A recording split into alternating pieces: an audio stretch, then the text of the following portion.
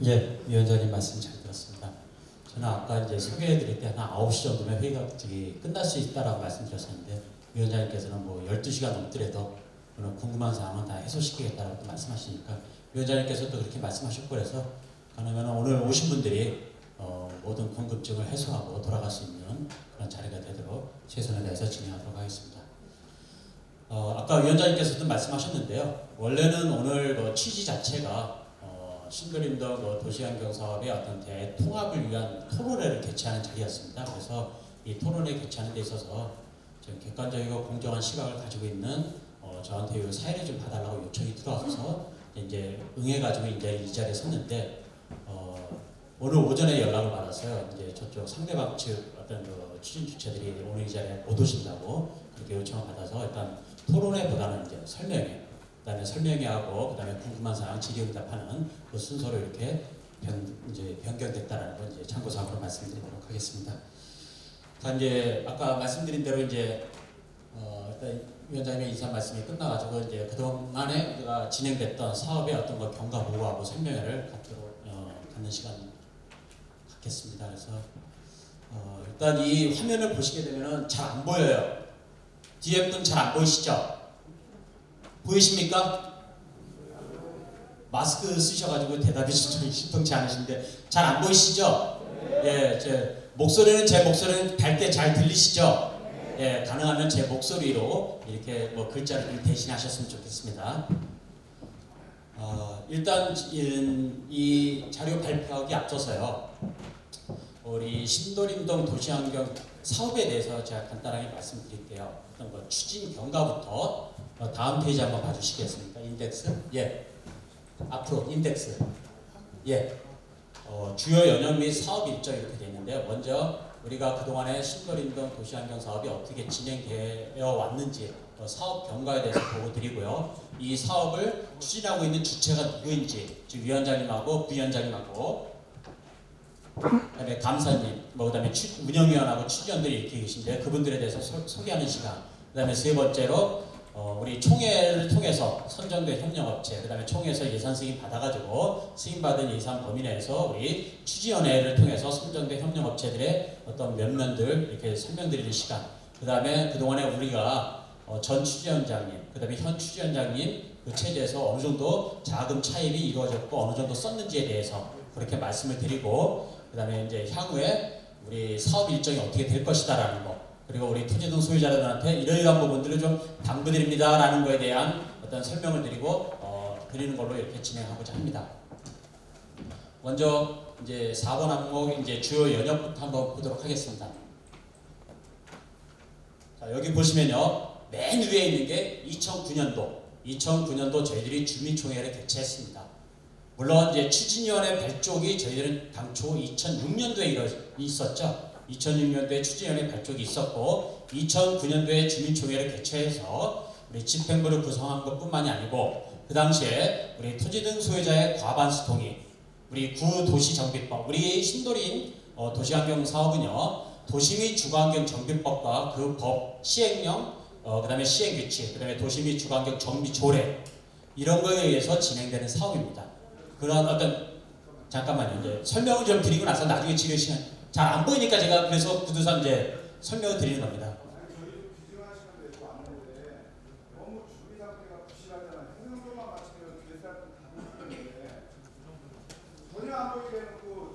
자, 일단은 요 최대한으로 지금 현재 이제 자료 만든 거 가지고 여러분한테 보여드린 거고요. 그래서 잘 안 보이기 때문에 가능하면 제 목소리 좀 들어주십시오라고 좀 부탁을 드렸습니다. 사전에 그러한 양해를 부탁드리고 이제 진행했기 때문에요.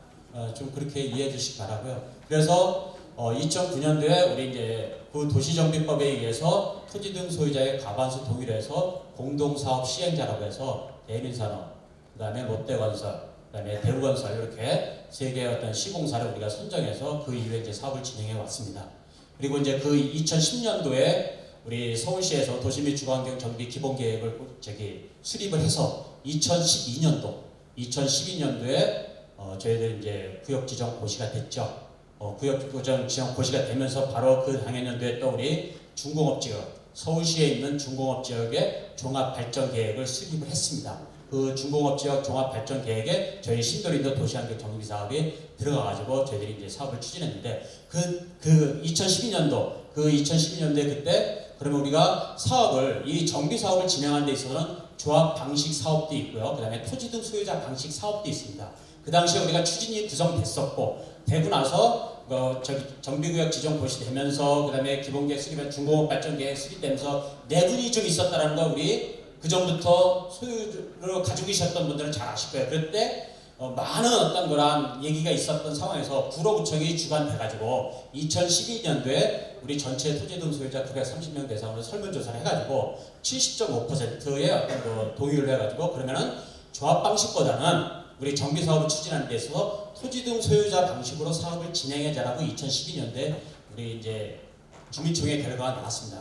그거에 따라서 저희들이 지금까지 토지 등 소유자 방식으로 해서 사업을 진행해 오고 있습니다. 그런데 이 조합 방식하고 토지 등 소유자 방식하고의 차이점은 뭐냐면요. 조합 방식은 잘 아시겠지만 다시 한번 최근에 취득하신 분이라든지 아니면 연세가 계신 분들을 있기 때문에 제가 한번 말씀드립니다. 조합 방식은 추진위원회가 구성되고 조합이 구성되고 그 다음에 건축심의하고 사업시행인가받고 관리처분 이런 절차를 받게 됩니다. 근데 토지 등 소유자 방식은 추진위원이라든지 조합이라는 어떤 그러한 법에서 명시하고 있는 그러한 어떤 구성 절차가 필요 없이 바로 사업시행인가 동의서 4분의 3만 동의받으면 바로 사업시행자로 이렇게 어떤 지위를 획득하는 그 과정을 거치게 돼요. 그래서 이 조합 방식하고 토지 등 소유자 방식 차이점이 뭐냐면은 조합 방식으로 가게 되면은 추진위원회를 구성해서 구성하기 위한 추진 주체가 2개, 3개, 4개가 막 이렇게 난립이 될 수 있어요. 하나일 수도 있고 2개, 3개가 난립이 될 수 있다. 그런데 하나가 구성되면 그 다음부터는 새로운 추진 주체다라고 주장할 수 있는 추진 주체가 나올 수가 없습니다. 조합 방식으로 했을 때는. 근데 이 토지 등 소유자 방식으로 갈 때는 4분의 3, 즉 75% 전체 우리 토지 등 소유자가 930명이라고 아까 위원장님께서 말씀하셨는데 그 4분의 3이면 약 700명 정도 됩니다. 700명 정도의 어떤 그 동의서를 얻어서 관할 행정관청의 구로구청에다가 사업시행 인가 신청을 접수해가지고 승인받기 전까지는 사업시행 주체가 확정적이지 않는 부분이에요. 그러다 보니까 지금 주민대표 회의도 있고 그다음에 추진위원회도 주체도 있고 이렇게 현재는 혼재되어 있는 실정이다라는 거를 여러분께서 이해하셔야 됩니다. 이게 만약에 조합 방식이었다 그러면은 이 추진위원회가 애당초에 우리가 2009년도에 설립 승인이 됐기 때문에 그 다음부터는 새로운 추진 주체가 나올 수가 없어요. 근데 2012년도에 우리가 토지 등 소유자 방식으로 사업 방식을 변경하다 보니까 그 이후에 어떤 사업 추진 주체의 어떤 구성을 하기 위해서 지금까지 계속 논란을 일으키고 있다. 그런데 이게 언제 종지부가 찍을 수 있느냐? 사업 시행 계획서 동의서 얻는 4분의 3 그것만 이루어지면은 그 다음부터는 주민대표회의 통합 주체 그런 주체가 아예 법적으로 존재할 수 없다라고 이해하시면 될 것 같습니다. 그런 어떤 우리 절차를 통해서 지금까지 왔고 그래서 2012년도에 토지 등 소유자 방식으로 사업 방식 바뀌고 나서 그 이후에 2016년도에 우리가 건축심의 구로구청하고 협의해서 건축심의 접수했고 2018년도 12월 달에 건축심의 조건부인가 돼서 2019년도 12월 달에 그 부분을 2019년 2월 달에 이제 충족을 시켜서 지금까지 왔고 그다음에 작년도 2019년도 2월 달 총회를 거치면서 건축심의가 통과됐으니 그 건축심의 통과된 걸 그 기초로 해가지고 우리가 사업시행 계획서를 수립을 했습니다. 2019년도 2월달에 총회 때 사업시행 계획서 수립한 것에 대해서 여러분들 다 보고 드렸고 또 여러분들께서 안건에 대해서 다 심의해서 검토 그다음에 의결했다라는 거 다 아시는 내용입니다. 그래서 우리가 그 사업시행 계획서 총회에서 결의받은 걸 근거로 해서 2019년도 3월달에 사업시행 계획서라는 책자 안내 책자를 만들어서 우리 930명의 토지 등 소유자들한테 다 자택으로 다 배송을 해드렸어요. 해드려서 그걸 보고 그럼 사업시행 계획에 대한 동의 여부를 우리 토지 등 소유자들한테 물었습니다. 그래서 거기에 보면은 전체 우리 총 사업비가 총 수익이 얼마인지 그리고 우리 사업 수익이 어떻게 되는지에 대해서 개괄적으로 나와 있다라는 걸 여러분께서 보셨을 겁니다. 그걸 근거로 해서 여러분들 사업시행 동의 여부가 이제 진행되고 있고 지금 상당 부분 동의가 됐는데 아직까지도 말씀드린 4분의 3이 충족이 안 되다 보니까 지금 우리가 지금 좀 많이 여기 오신 분들은 대부분 동의하신 걸로 제가 알고 있어요. 그러다 보니까 제가 보기에도 좀 답답합니다. 사실 우리처럼 사업지가 굉장히 사업성이 좋은데 우리가 지금 정비구역 전체 면적이 대략적으로 한 6만 평 정도 되지 않습니까? 6만 평? 뭐 19만 6천 뒤에 이제 있는데 뭐 곱하기 3 해보니까 거의 6만 평 정도 돼요. 6만 평 정도 되는 사업지에 공동주택, 그 다음에 지식기반 시설이라고 해서 산업부지, 공동주택은 최대 용적률 300%. 근데 우리 건축시비를 해가지고 사업시행계획서 보니까 뭐 295점 몇 해가지고 거의 300% 용적률 다 찾는 걸로 해가지고 사업시행계획서 수립돼 있고요. 그 다음에 중공업 지역이다 보니까 그 다음에 산업부지가 용적률 400%인데 거의 400% 다 찾는 걸로 해서 지금 사업계획이 수립돼 있습니다. 나머지 이제 근생시설하고 종교시설 부지 있는데 요거는 어차피 뭐 우리 큰 사업성에 크게 뭐 영향을 미치는 부분이 아닐까. 이렇게 우리가 900명 남짓의 토지도 소유자에 불과한데 우리 새롭게 신축되는 공동주택의 어떤 신축 세대수라든지 아니면 그 지식기반 산업시설이라든지 이런 걸 보면 어마어마한 어떤 우리가 사업성을 가지고 있다. 간단하게 비례율로 우리 지난 2019년 3월달에 안내책자에 보니까 거의 130% 좀 안 되는 걸로 120에서 130% 정도 되고 있는데 요 비례율 자체는 우리가 혹시나 이제 그 부분을 좀 지적해달라고 말씀을 하시길래 제가 말씀드립니다. 우리가 2009년도에 공동사업 시행자로 해서 시공자를 선정했는데 우린 지분제 사업장이 아닙니다. 우리 신도리 도시환경사업은 지분세 사업장이 아니고 우리 시공사하고 저희들하고의 관계는 도급제 사업자예요. 즉 우리가 전체 건축 연면적에서 당신네들이 어느 정도 공사비 단가를 받을 것이냐, 그 공사비만 주고 나면은 나머지 수익은 우리가 가져오는, 그래서 비례율이 나오는 겁니다. 우리 조합원들이 가지고 있는 종전 권리가액에서 내 사업 수익이 어떻게 나느냐, 즉 20% 수익이 나느냐 30% 수익이 나오느냐, 그런 비례율이 산출되는 게 이제 나오는 거고, 지분제 사업장 같은 경우는 뭐 예를 들어서 그런 얘기가 있다고 하더라고요. 우리 토지 등 소유자가 50% 수익이 나면 50% 가져오고 나머지 시공사 50% 가져가는 거 아니냐? 그건 아닙니다. 그건 이제 지분제 사업장을 예를 들어서 이제 누군가가 그렇게 얘기하는 것 같은데 우리 같은 경우는 도급제 사업장이기 때문에 순수하게 입찰 나중에 사업시행인가 고시되고 나면은 그 다음에 우리가 이제 시공자 본격적으로 이제 정상적인 시공자 선정 절차가 들어갑니다. 지금 2009년도에 우리 공동사업 시행자로 선정한 거는 사업시행인가 고시 이후에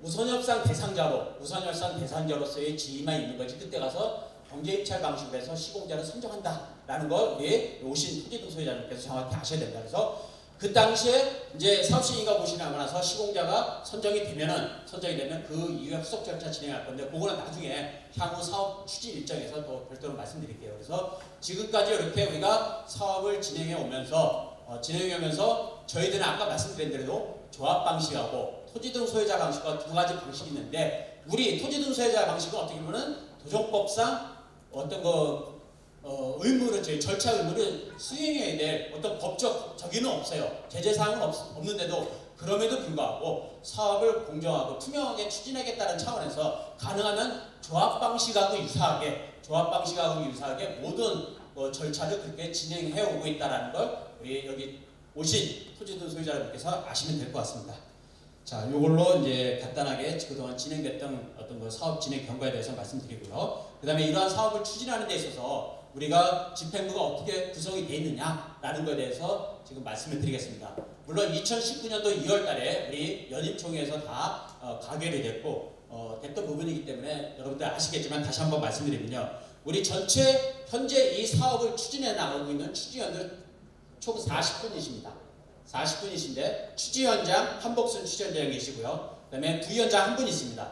한상길 부위원장 있고, 그 다음에 간사님 두 분, 신만석 간사님하고 은성현 간사님, 그 다음에 고문인 제갈훈 고문인 한 분 계시고, 그 다음에 운영위원께서 총 6분 계십니다. 나머지 이제 추진위원이 계신데, 이 추진위원장부터 시작해서 부위원장님, 감사님, 고문인, 운영위원들, 이분들은 다 사실은 추진위원이다 라고 이해하시면 돼요. 그래서 우리 이 전체 930명 토지등 소유자의 이 약 6만 평 정도 되는 사업지를 끌고 가는 추진위원들은 전체 40명 정도다 라고 이해하시면 될 것 같고요. 이분들은 뭐 이제 총회에서 어떤 결의받은 어떤 행정 또는 예산, 이 어떤 우리 토지등 소유자님께서 승인해 주신 그 범위 내에서 추진위원회에서 이제 내부 심의 의결 절차를 거쳐서 모두 협력업체도 선정 어떤 뭐 계약 체결도 하고 그다음에 자금 어떤 거 심의 의결 절차도 진행한다라고 이해하시면 될 것 같습니다. 자, 추진 주체에 대해서 말씀드렸고요. 그다음에 세 번째는 이제 우리가 이제 각 매년마다 이제 정기총회가 됐든 임시 이제 주민총회를 통해서 저희들이 이제 우리 토지등 소유자 여러분한테 그동안 진행됐던 사업에 대해서 보고도 드리고 또 추진 절차도 밟고 또 앞으로 당연연도에 해야 될 사업에 대해서 여러분한테 사업 계획에 대해서도 보고 드리고 그다음에 사업비 예산이라든지 운영비 예산이라든지 그거에 대해서 여러분한테 사전에 이러이러한 항목으로 이러이러한 목적으로 이렇게 쓰겠습니다라고 해서 예산 승인을 받고 저희들이 아까 말씀드린 그 추진 이제 집행부의 어떤 심의 의결 절차를 통해서 사업을 진행해 나가고 있습니다. 아까도 말씀드렸습니다. 우리가 토지 등 소유자 방식이기 때문에 이러한 법적 절차를 거치지 않아도 사실 법적 제재 조항은 없어요. 그럼에도 불구하고 우리는 조합 방식하고 유사하게 우리는 그런 해당 절차를 거치고 있다라고 말씀을 드리는 겁니다. 그래서 우리 도시 및 주거환경 정비법에 의해서 보면은 총회에서 결의될 사항들이 법 45조의 총회 의결사항에서 쭉 열거가 되어 있습니다. 그 열거되어 있는 내용들은 분명히 총회를 거쳐서 해야 돼요. 그거에서 가장 중요한 거는 조합원들의 어떤 거 부담이 되는 내용들, 조합원들의 어떤 비용 분담에 관련된 협력업체 선정권이라든지, 그 다음에 사업비 자금 예산이라든지, 그 다음에 이제 19년도 10월 24일날 법이 개정됐는데 그 이후부터는 이제 예산을 이렇게 쓰겠습니다라고 해서 승인받은 예산에 대해서 그 다음 연도에 예를 들어서 2019년도에 이렇게 쓰겠습니다 예산 받은 거에 대해서 2020년도에 이렇게 전년도 예산을 올해 이렇게 썼습니다라고 보고까지 또 총회를 거치라고 이렇게 돼 있습니다. 그러한 절차를 이제 거쳐야 된다는 게 도시정비법 제45조 총회 의결사항이 이렇게 돼 있습니다. 그래서 가능하면은 우리 신도림 우리 추진위원회에서는 그 법에서 명시하고 있는 총회 의결사항에 따라서 사업을 진행하고 있다라고 이렇게 말씀드릴 수 있고요. 그거에 따라서 총회에서 또 선정해야 될 업체가 있습니다. 쉽게 말씀드려서요. 아무리 예산이 잡혀 있어도 이제 추진위원회에서 선정 못할 업체들이 있어요.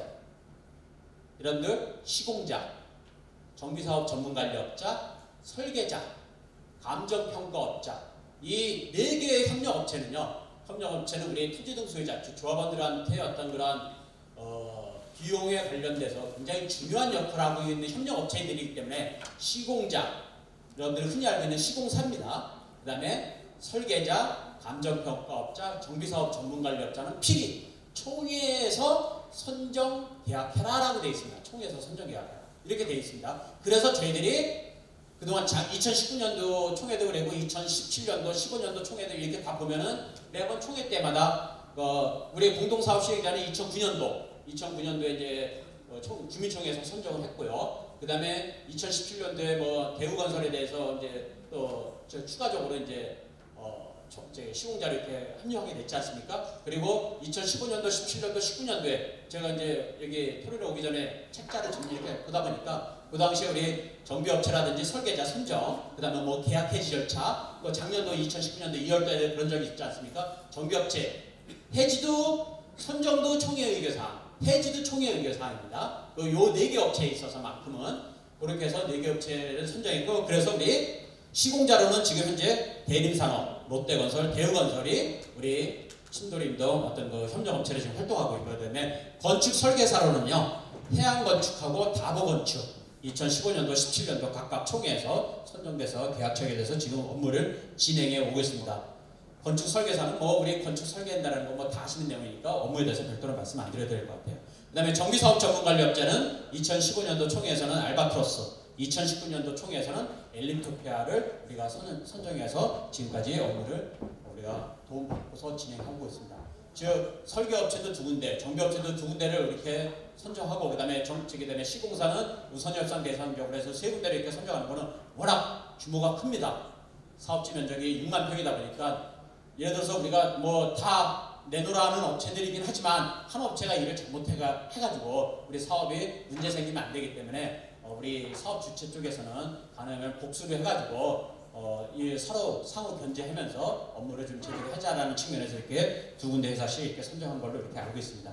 이렇게 해서 이 해당되는 업체들, 시공사, 그다음에 정비사업 전문가업체, 설계업자는 일단 총회에서 선정을 했고, 그 다음에 총회에서 우리 사업비 예산 승인을 받아가지고 승인받은 예산 범위 내에서 우리 추진위원회에서 아까 말씀드린 40명의 추진위원 주체들이 우리 이제 각각의 예산 승인 범위 내에서 우리가 사업 추진에 필요한 협력업체들을 이렇게 선정해서 지금까지 진행해 오고 있습니다. 그래서 그네들은 이제 협력업체들은 건축심의 절차라든지 사업시행계획 수립을 위해서 각각의 해야 될 업무들이 굉장히 많습니다.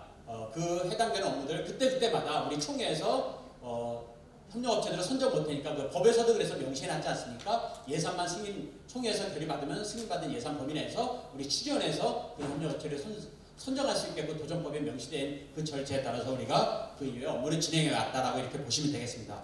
그래서 우리 추진위원회에서 어떤 그 예산 범위 내에서 우리 선정된 협력업체 몇 면을 한번 이렇게 보시게 되면요.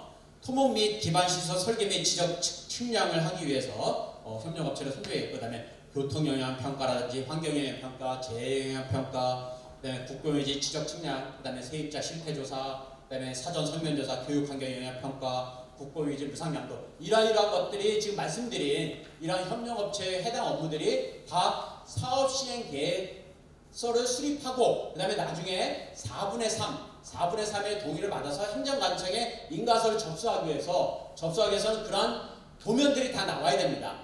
그 서류들이 다 나와야 하기 때문에 이러한 협력업체들 도움을 받아서 이러한 설계, 어떤 거 우리 2019년도 3월달에 사업시행계획서 안을 해가지고 이 책자 여러분들한테 배포해드린 이 책자에 보면은 이 사업시행계획서를 우리가 접수시키기 위해서 해야 될 항목들이 거의 한 20여 가지 이렇게 열거되어 있습니다. 그러한 항목들에 대해서 다 반영시키기 위해서 이러한 전문가의 협력업체 도움을 통해서 우리가 서류를 작성하고 있다는 걸 이렇게 알아주시면 될 것 같습니다.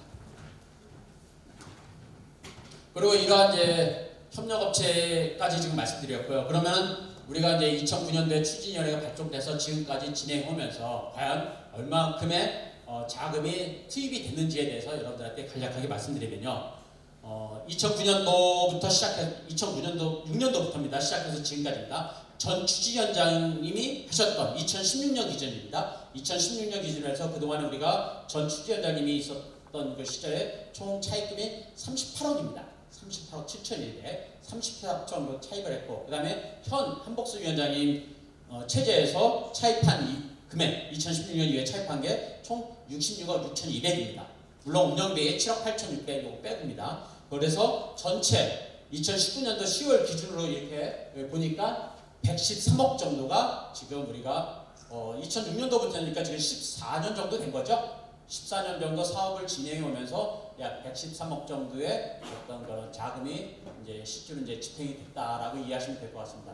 요거는 이제 회계상 어떤 그런 발생주의 개념이 아니고, 요거는 현금 흐름주의로 실제로 자금 집행된 현금 흐름주의로 어떤 거 집행이 됐다라고 이해하시면 될 것 같습니다. 나중에 우리 세무법인이 1회에서 매년 우리가 이제 결산 보고하면서 재무상태표라든지 그 다음에 사업수지표, 자금 흐름표에 대해서 여러분들한테 다 보고드리고 있는데, 일단 2019년도 결산이 나오면은 그때 이제 자세하게 또 2019년도 전체 12월 말까지의 어떤 재무 실적에 대해 재무 상황에 대해서 보고드리겠지만, 지금 현재로서는 오늘 이 자리에서 발표하는 2019년 10월 기준으로 해서 전 차입금 총계는 한 113억 정도 된다, 이렇게 이해하시면 될 것 같습니다. 그런데 우리가 지금 이 사업시행계획서 책자에 보면은 전체 이 2019년 3월 기준입니다.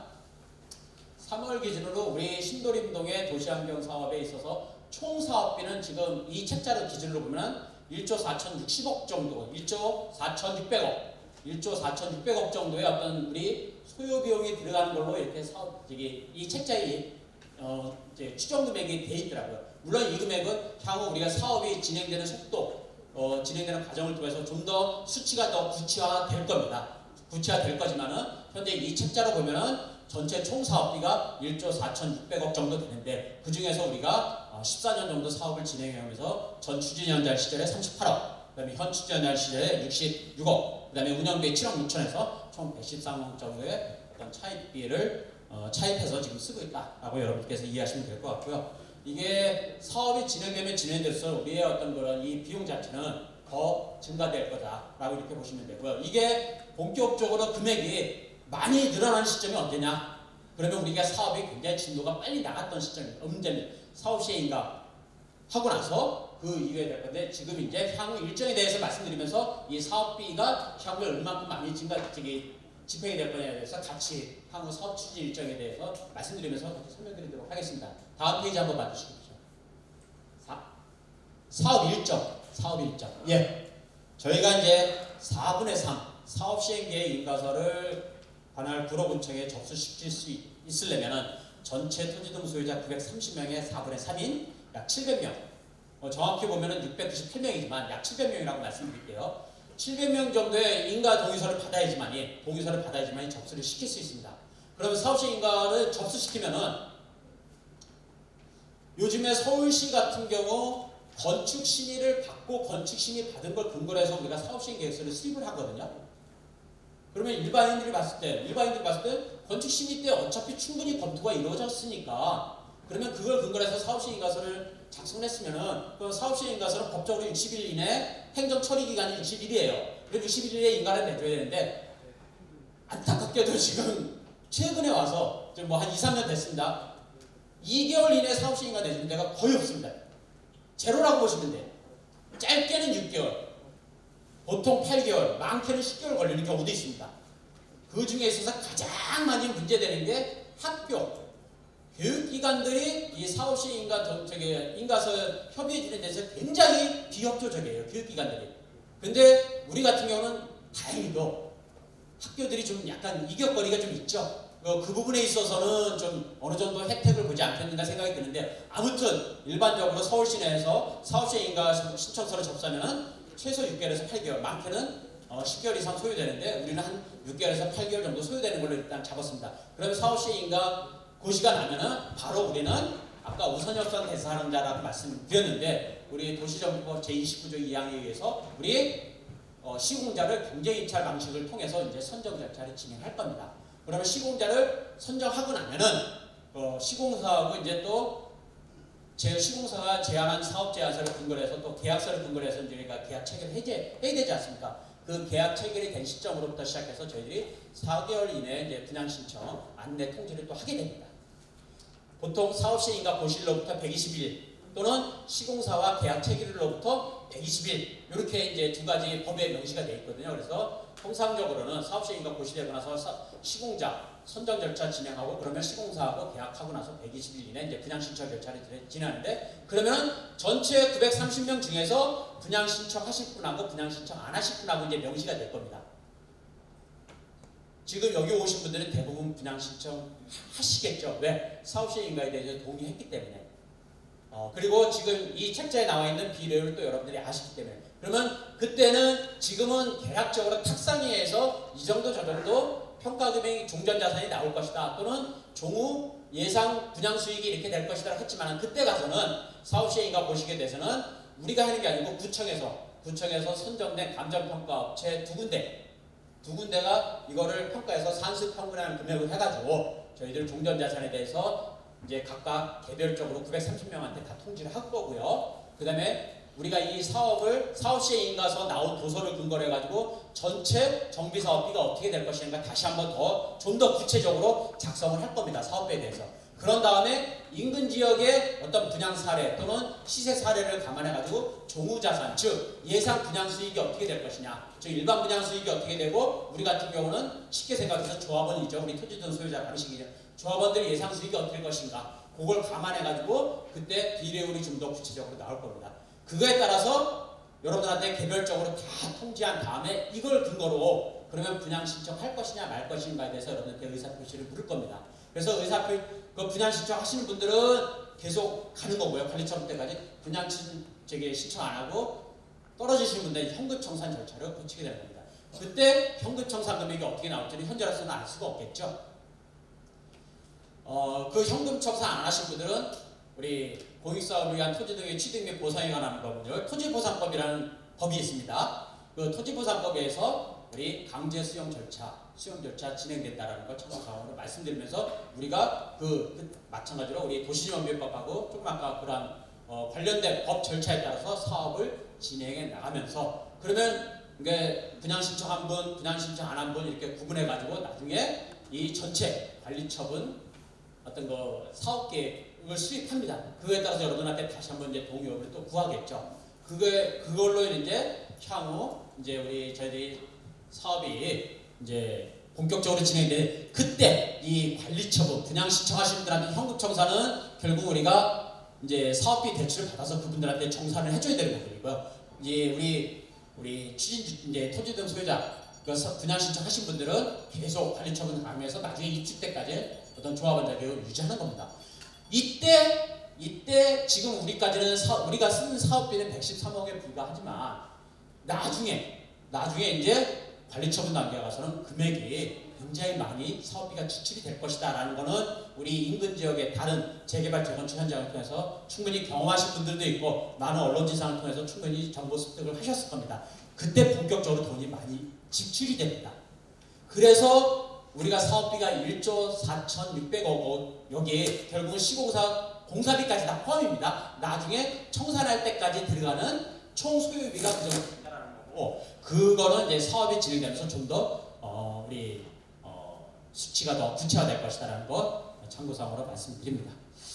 자 이렇게까지 사업이 진행되면은 저희들이 이제 2주 준비해가지고 이제 새로운 데를 또 주거지를 잡아서 나중에 여기가 새롭게 조성이 되면 다시 또 입주하는 그런 절차를 진행하는데 우리가 그렇게 가기 위해서는 제일 우리가 넘어야 될 산, 이 도시정비법은 절차에 따라서 진행이 되는 겁니다. 앞 단계에서 이 완결이 아니면 그 다음 단계를 가지 못해요. 즉 우리가 토지 등 소유자 방식으로 해서 사업을 진행해야겠다고 2012년도에 우리 주민투표를 통해서 결정이 됐으니까 그거에 따라서 우리가 사업시행 계획 인가고시를 받아야 돼요. 사업시행 인가고시를 받아야 되는데 그러기 위해서는 4분의 3 동의서가 나와야 됩니다. 그게 안 나오면은 5년 10년 되더라도 사업 진행이 안 됩니다. 그러니까 그것을 하기 위해서 사실 집행부도 그래 우리 조합원들이 토지도서 여러분께서 계속 노심초사하면서 가슴앓이 하시는 거예요. 좀 빨리 좀 동의해주지 하면서 결국은 우리 같은 경우는 14년 정도에 이렇게 2006년도에 발족해서 지금까지 왔는데 그 주변 지역 같은 경우는 재개발 같은 경우는 통상 재건축 같은 경우는 뭐 9년, 10년, 많아야 11년 정도 걸리고 재개발 같은 경우는 뭐 12, 13년 이렇게 소요 기간이 걸려요. 사업 진행하는 시작부터 시작해서 이제 입주 때까지. 근데 인근 지역의 어떤 그 정비 사업 현장들 같은 경우는 발빠르게 진행되고 있는데 우리는 그냥 사실 그 현실감은 우리는 못 느끼고 있어요. 여기가 우리 중공업 지역 종합발전 계획에서 굉장히 낙후된 공장지대고 노후화된 주거시설이기 때문에 여기를 최신의 첨단 지식기반시설 단지하고 그 다음에 쾌적한 살고 싶어하는 주민들의 어떤 공동주택을 짓자라고 해서 우리 서울시에서도 도시민 주거환경 기본계획을 수립했고 그 다음에 정비구역 지정 고시했고 또 중공업 종합발전 계획을 수립해서 우리가 해왔음에도 불구하고 안타깝게도 이 사업 추진 주체 네가 할까 내가 할까라는 어떤 그런 것들 때문에 사실은 지금까지 우리 많은 토지등 소유자분들께서 본의 아니게 보는 부분도 있다. 근데 우리가 갈팡질팡하면 안 되겠다라는 생각이 드는 거죠. 갈팡질팡하지 말고 진짜 투명하고 공정하게 누가 이 사업을 끌고 갈 수 있고 잘할 수 있는지 진짜 일을 누가 잘할 수 있는지 저 양반을 믿고서 할 수 있는지 그거를 우리 토지등 소유자 여러분들께서 냉철하게 판단해 주셔가지고 더 이상 우리가 좌고우면하지 말고 우리가 이 사업 계획대로 빨리 사업이 진행됐으면 좋겠다라는 차원에서 저희 번거한 말씀을 드리고요. 그러기 위해서는 한 목소리 내야 됩니다. 맞죠? 예, 한 목소리 내야 되고요. 그 다음에 이런저런 얘기에 우리가 현혹되지 말아야 됩니다. 그러기 위해서는 어떻게 되겠습니까? 내가 좀 알아야 되겠죠? 내가 모르면 또 누구한테라도 물어봐서라도 알아야 됩니다. 이해가 되고 알아야 내가 신념이 흔들리지 않아요. 예, 그래야지만이 이러한 어떤 개발 사업을 통해서 여러분들의 재산권을 증식시키는 과정입니다. 물론 현재 부동산 어떤 규제, 금융 규제가 굉장히 얼기설기로 돼 있어서 날질과 실질로 다 막아놔가지고 힘든 시기는 맞습니다. 근데 우리가 과거 사례를 한번 되돌아보십시오. 이게 앞으로도 계속 되리라고 보십니까, 여러분들? 아니지 않습니까? 어느 순간에는 이게 규제가 완화되지 않겠습니까? 또 풀리지 않겠습니까? 그때 우리가 사업이 가 있어야 그런 혜택을 봅니다. 그 풀리는 시점에 가서 그때 시작하자. 그때 가서 또 막 시장이 화랑이 돼서 우리가 막 준비할 때 또 다시 또 규제가 우리한테 다가올 수도 있어요. 그러니까 이 힘든 시기에 우리 가가지고 나중에 뭐 조합원분양하고 일반 분양하는데 그러한 어떤 그런 혜택을 우리가 충분히 봐야 되는지 않겠는가. 그러기 위해서는 먼저 가서 기다려야 되는데, 가서 기다리기 위해서는 또 우리가 재산 증식을 하기 위해서는 지금처럼 저기도 하네 여기도 하네 이렇게 우리가 흔들리지 말고 한 목소리 하나의 사업 추진 주체로 해서 4분의 3 전체 930명에 700명 어떤 사업시행인가 동의서를 어떤 거 받아가지고 구로청에다 인가서를 제출하자. 여기에 보니까 2020년도에 목표가 이렇게 적혀져 있더라고요. 2020년에 사업시행인가 신청서 접수해서 고시까지 나면은 얼마나 행복하겠습니까? 그런 행복한 날이 빨리 당겨질 수 있도록 여기 계신 우리 참석하신 토지등 소유자 여러분들께서 적극적으로 협조해 주시고, 또 아직도 좌고우면하고 관망하시는 우리 주변의 토지등 소유자 여러분들한테 설명해 주시고, 아까 위원장님께서 오늘 유튜브를 통해서 이게 또 다시 또 이제 언제든지 우리가 재검색할 수 있다라고 이렇게 했는데, 우리가 다른 유사 지역의 어떤 그 정비 사업 현장들 같은 경우는 나름대로 우리 강남 서초, 뭐 송파, 강동구 이런 데 같은 경우는 굉장히 큰 혜택들을 보지 않습니까? 그런데 그네들도 2008년도, 2009년도 부동산 금융위기가 왔을 때 사업을 해야 되냐 말아야 되냐라는 갈팡질팡을 한 3, 4년 동안 했어요. 그럼에도 불구하고 갔던 현장들은 혜택을 보고요. 안 갔던 현장들은 지금도 질퍽질퍽대면서 토지 재건축 초과이익 환수제 거기에 걸릴까 말까 하면서 다들 고생하고 있습니다. 그래서 이 힘든 시기에 우리가 빨리 사업 진행 가서 굉장히 분양시장 상황이 좋을 때, 또 시장 분위기가 많이 풀렸을 때, 부동산 규제라든지 금융 규제가 완화됐을 때 우리가 최대한대로 사업성을 더 끌어올려서 저분들이 어떤 그 환급 받는 분들은 더 많이 받아가고 분담금 내실 분들은 적게 낼 수 있는 어떤 그런 좀 더 사업성을 더 끄집어낼 수 있는 그런 우리 사업체가 되기 위해서 우리 토지주 누가 제일 앞장서야 되냐? 결국은 토지등 소유자 한 분 한 분, 930명 한 분 한 분들이 그러한 역할을 해줘야지만이 사업이 제대로 된 어떤 성과를 내서 갈 수 있다라고 봅니다. 그렇게 하면서 집행부에 어떤 걸 힘을 실어주시고, 집행부가 잘못하는 거 있으면 질책하고 야단치시면 됩니다. 또 문제 생기면 나중에 법적 처벌이 됩니다. 요즘에 또 그렇게 못해요, 사실 집행부가. 그러니까 잘못된 왜곡된 말로 현혹되거나 그런 식으로 해서 우리가 흔들리지 마시고, 이 지역이 6만 평의 어떤 신도림동이 진짜 우리 건축심의에서 이제 통과됐듯이, 또 사업시행계획서에 들어가 있듯이 진짜 상전벽해되는 그러한 어떤 사업지가 되기를 바라면서 이걸로 간단하게 그동안의 경과보고하고 설명회를 마치도록 하겠습니다. 예, 감사합니다.